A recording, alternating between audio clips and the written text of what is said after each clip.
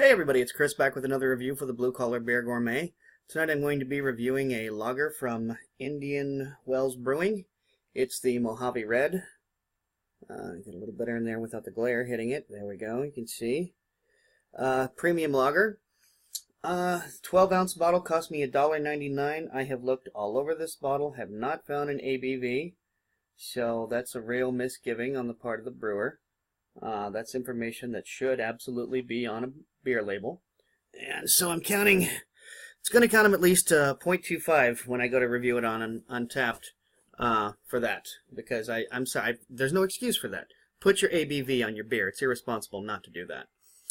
The fact that it's also missing the brewed on or best by date, I wish more of you brewers out there did that, but I can see lots and lots of you aren't. So before this turns into just a purely negative statement, this says here it's brewed in small batches with only honest ingredients, pure Indian Wells spring water, malted barley, hops, and yeast. And this is out of Inyokern. I'm probably horribly mispronouncing that. Inyokern, California. Never heard of that.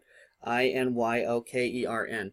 So those of my friends just to the state west of me, I apologize for horribly mispronouncing the name of the town, as I probably did. But anyway, as I said, I paid $1.99 for this. Let's crack this bad boy open using the Pop the Top opener from Taza Designs.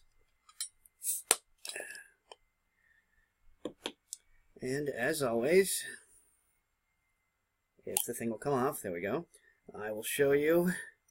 That's an unmarred top. Be perfect for a wall mount. The crowns are in perfect condition, so you could put this right back on the bottle and reseal it. So hats off to the Pop the Top opener from Taza Designs. So let's see just how much. Let's see if this is red or not. I don't know if this is going to be a red lager. Well, it's sure looking that way. It's a very coppery color. I think you're getting a better view of the color on it on the camera than I am here in this poorly lit room. Well, we've got a nice frothy head. I'm going to describe this as medium-low carbonation. Boy, can I smell that yeast. It's the very first thing I smell, in fact.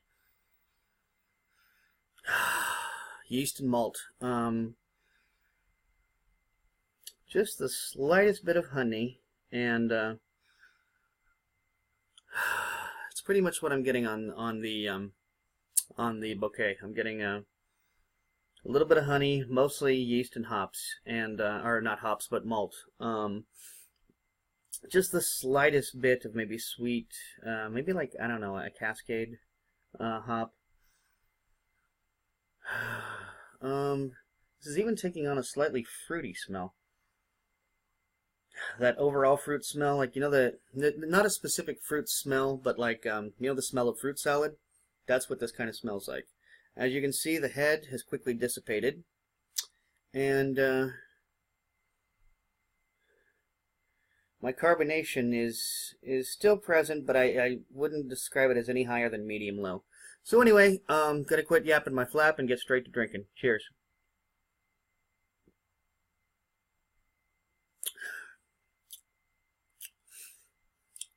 It's not bad. It's very malty, very malty. Put it to you this way: if you, like me, if your go-to macro beer is Michelob, not Michelob Ultra, but the original Michelob, I think you're going to dig this beer. This is a very dry finish, very malty finish. Very low mouthfeel. Very low mouthfeel. Now that I've gotten a couple more sips, that fruitiness is starting to come through in the way of currants, which I know is kind of strange, but honestly, that's what I'm tasting is currants. So maybe it has to do with the red malt. That's possible.